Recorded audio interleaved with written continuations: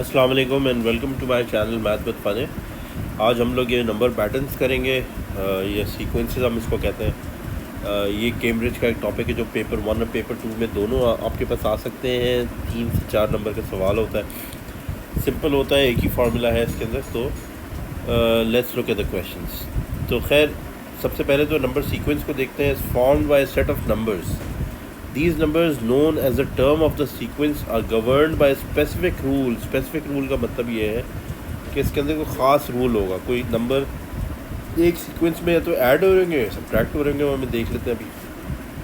फिर कहते हैं the general term Tn of a number sequence can be represented by an algebraic expression. तो आप देखेंगे 5n + 2 6n - 4 इस तरह करके n करके आपके पास एल्जेब्रिक एक्सप्रेशन आएगा, जिसके अंदर आप कोई भी n की जगह नंबर डालें तो आपके पास एक रिज़ल्ट आ जाएगा। वो भी मैं आपको आगे जाकर समझाता हूँ, बड़ा सिंपल सा। खैर तो क्वेश्चन ये है कि for each of the following sequences state a rule.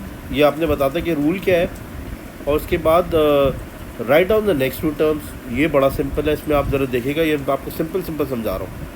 6 से 11 का डिफरेंस क्या है, कितना है आप देखेंगे 5 है। 11 से 16 का कितना है 5 डिफरेंस। 16 से 21 क्या है 5 है। तो ये मतलब 5 करके इंक्रीज़ कर रहे हैं। तो नेक्स्ट टू टर्म्स कोई इशू ही नहीं है। 26 अगली टर्म हो गई, उससे अगली टर्म 31 हो गई। डिफरेंस नोट करना है आपने। 31 से 28 देख रहे हैं -3 जा रहा है। 28 से 25 फिर -3 कम हो रहा है। 25 से 20 -3 फिर तो नेक्स्ट क्या होंगी दो टर्म्स, एक 19 हो जाएगी, एक 16 हो जाएगी। ठीक है ना, ओके। अच्छा उसके बाद फिर आप पार्ट सी देखिए। पार्ट सी के अंदर 10 से 100 पे 1000, ये क्या मसला है? मसला कोई नहीं है, आपने सिर्फ हर टर्म को मल्टीप्लाई बाय 10 करा दिया तो नेक्स्ट टर्म आ रही है। तो अगर 1000 को मल्टीप्लाई बाय 10 करा दे तो क्या आ जाएगा 10,000। इसको भी मल्टीप्लाई बाय 10 करा दे तो क्या आ जाएगा 100,000। ये मल्टीप्लाई बाय 10 करके चलती रहेंगी। ठीक है, तो रूल इसका ये है कि दिस वॉज मल्टीप्लाई बाय 10। जो बी का रूल था वो था -3, ए का रूल ये था +5, डी का रूल क्या है मल्टीप्लाई बाय 5 कर दें आप। अब नेक्स्ट टू टर्म चाहिए तो 50 मल्टीप्लाई बाय 5 क्या होगा 250 हो जाएगा, और 250 को मल्टीप्लाई बाय 5 कर दें क्या हो जाएगा 1250। सही है, तो डी का रूल ये है मल्टीप्लाई बाय 5 सॉरी। अच्छा अब एरिथमेटिक सीक्वेंस की बात करते हैं। एरिथमेटिक सीक्वेंस क्या है, जो हमने अलजेब्रिक एक्सप्रेशन की बात की थी ना, जनरल टर्म, वो कैसे हासिल करना है।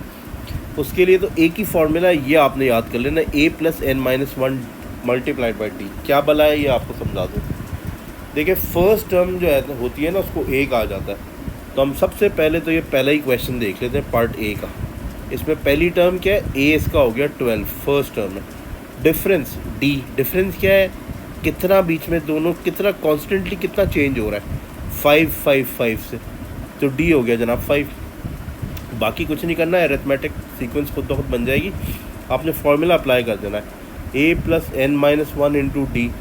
तो a क्या है 12 + n - 1, डिफरेंस क्या है 5। ये हो गया 12 + 5n - 5, या आप इसको कर दें 5n - 5 + 12, तो 5n + 7। ठीक है जी, ये आपको इसकी जनरल टर्म कहते हैं, या इसको अरिथमेटिक सीक्वेंस कहते हैं।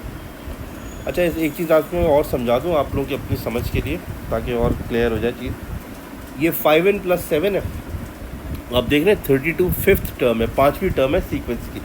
तो अगर मैं n की जगह 5 डाल दूँ तो ऑटोमेटिकली देखिएगा मेरे पास क्या आ जाता है, देख रहे हैं 32। यानी कि मैं n की जगह सिर्फ उसकी प्लेस वैल्यू डाल दूँ ना कि 5th टर्म क्या होगी 6th टर्म क्या होगी, ऑटोमेटिकली आंसर्स आ जाएंगे। ठीक है सॉरी। अच्छा जी, तो अब इसको हमने पार्ट बी कर लेते हैं। पार्ट ए तो होपफुली आपको समझ आ गया होगा, ए क्या है डी क्या है। अब पार्ट बी में ए मेरा हो गया 83, डिफरेंस देखना है मैंने।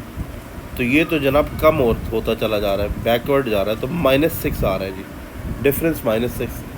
a + n - 1 × d, a is 83, n - 1 × -6। ये माइनस का साइन नहीं भूलना है वरना आंसर नहीं आता है। ठीक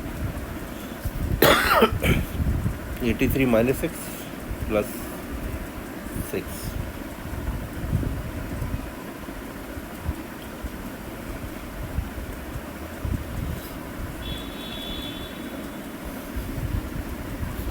ये जी आंसर आ गया, ये पार्ट बी का।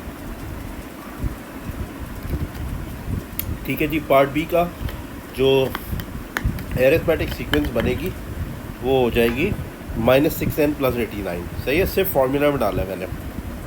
ओके, अब पार्ट सी कर लेते हैं। पार्ट सी में ये में पहला जो मेरे पास ए की वैल्यू है 2, डिफरेंस देख लें क्या है, कांस्टेंट है या नहीं है। ये कांस्टेंट है, डिफरेंस 7 है। a plus n minus 1 into D, तो 2 प्लस n माइनस 1 इंटू 7, तो 2 प्लस 7n माइनस 7, 7n पहले कर देता हूँ, -7 प्लस 2 7n माइनस 5 जनाब। ये आ गया arithmetic sequence of part C. इसी तरीके से पार्ट डी कर लेते हैं। पार्ट डी में a की वैल्यू 7 है और डिफरेंस क्या है, डिफरेंस सामने दिख रहा है, इज़ 6। तो a plus n minus 1 into D, तो 7 प्लस n माइनस 1 इंटू 6, तो 7 प्लस 6n माइनस 6 या 6n minus 6 plus 7, 6n plus 1। ये पार्ट डी का आंसर। ठीक है, अच्छा अब आपको एरिथमेटिक सीक्वेंस भी आ गई निकालनी। अब क्वेश्चन नंबर 3 देख लेते हैं। Julia is investigating rectangle parameter numbers with a constant width of 3 stones. अब वो कहता है कि ये उसने पहले तो आपको फिगर बना के दी हुई है, पास पेपर का पैटर्न है कि उसमें आपको फिगर बना के दी हुई होंगी पैटर्न, फिर आपको उसके बाद ही टेबल दिया होगा, उसको ज़रा गौर से देख लीजिएगा। तो कहता है copy and complete the following table where n is a number of in the sequence and s is a number of stones. तो देखिए पहला n में पहला जो ये कह रहा है ना 1, तो पहले इस सीक्वेंस में 8 पत्थर हैं। दूसरे सीक्वेंस में गिनने कितने पत्थर होंगे, तो ये 10 स्टोन्स। तीसरे सीक्वेंस में 12 स्टोन्स। तो पहला ही तो कह रहा है कि copy and complete the table, तो ये टेबल कंप्लीट करने के ही आपको जो है 1 मार्क मिल जाया करता है कैम्ब्रिज के पेपर में। तो ये आपने सिंपल देखा 2 का डिफरेंस था, तो आपने हर जगह 2-2 बढ़ा दिए, ये आपको 1 मार्क असाइन हो गया। Find a formula connecting n and s। इसका मतलब जनाब ये है कि आपने एक फार्मूला ढूंढना है। अब फार्मूला क्या होगा, a plus n minus 1 into D. पहली टर्म क्या है, पहली टर्म ये लेंगे 8, पहले में 8 पत्थर थे, तो 8 प्लस n माइनस 1, डिफरेंस कितना है देख लें, यहाँ पर कितना डिफरेंस आ रहा है दोनों में, 2, सबके 2-2 है ना, तो into 2, 8 plus 2n minus 2, 2n minus 2 plus 8 यानी कि 2n प्लस 6। ये आपने फार्मूला निकाल दिया इसका।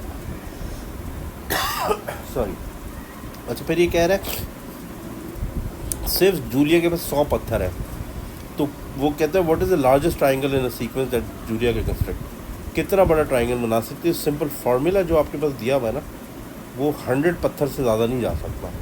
अब इसको as a linear equation solve कर दें, 100 माइनस 6 कर दें, 2n इज इक्वल्स टू 94 या n इज इक्वल्स टू 47। 47 वो रेक्टेंगल बना सकेगी। सही है, तो ये तो हो गया आपका क्वेश्चन 3 सॉल्व। अब क्वेश्चन नंबर 4 देखें। अच्छा इसमें इसने देखें थोड़ा सा ट्रिकी किया हुआ है, बखैर नॉट दैट ट्रिकी, आसान ही है। First of my fun arithmetic sequence is 3, a आपका 3 हो गया। 10th टर्म जो है वो कह रहा है जाके बन रही है 39, 30th टर्म निकालनी है आपने। तो आपने क्या करना है, आपको पता है कि आपको फार्मूला एक ही है जो अप्लाई कर सकते हैं, n माइनस 1 इंटू डी, ए यानी कि 3 प्लस 10th टर्म जो है ना, 10th टर्म, तो मैंने n की जगह 10 लग दिया, into D is equal to कितनी चार्ज के बन रही है, 39 बन रही है। अब मैं इसको सॉल्व करूँगा तो डी की वैल्यू आ जाएगी, is equal to 39, 9d is equal to 39 minus 3, ये 3 जाके वो दूसरी साइड पे जाके सब्ट्रैक्ट हो गया, तो 9d इज इक्वल टू 36, या d is equal to 36 divide by 9 and d is 4, difference भी आ गया। अब वो पूछ रहे हैं फाइंड द 30th टर्म, सब मिल गया है मुझे। अब 30th टर्म निकालनी है तो बड़ा आसान सा है, a plus n minus 1 into D, a is 3, plus n 30th term निकालनी है -1 इंटू डी, डी कितना है, डी इज़ 4, तो ये हो जाएगा 29 इंटू 4, तो ये हो जाएगा 116 इज इक्वल्स टू जो 30th टर्म बनेगी वो इस सीक्वेंस की वजह 119, ठीक है, that is solve. Identical question है, क्वेश्चन नंबर 5 देख लें। फर्स्ट टर्म एरिथमेटिक सीक्वेंस की है 101, 30th टर्म जो है वो है 1 - 40, वो है -44, तो देखिए किस तरह बंद करेंगे। a plus n -1 into D, a is 101 और 30th टर्म यानी कि 30 - 1 into D is equals to -44। सबसे पहले तो डी निकल जाएगा sir, 101 plus 29d is equals to -44, तो 29d इज इक्वल्स टू -44, ये 101 दूसरी साइड पे ले जाए, माइनस में हो गया, 29d इज इक्वल्स टू -145, तो जनाब d की वैल्यू हो गई -145 अपॉन 29, डिवाइड कर दें आपको पता चलेगा -5, डिफरेंस भी आ गया, ए भी पता है, डिफरेंस भी आ गया। अब आपने सिर्फ 20th टर्म निकालनी है, तो वो हो जाएगी 101 यानी कि a plus n -1, 20 - 1 into D -5, तो 101 प्लस 19 इंटू -5, 101 -95, तो क्या हो जाएगा, आपकी जो 20th टर्म है वो जाके 6 आ रही है, ये दैट इज़ योर आंसर, ठीक है। तो hope you got the concept, उम्मीद है आपको समझ भी आया होगा। At the end of the video आप अगर चाहें for online sessions with me, online tutoring, तो आप you can approach me on my WhatsApp number for a 1-to-1 class, और please keep on watching my videos and please subscribe to my channel. That's it for now. Thank you and Allah Hafiz.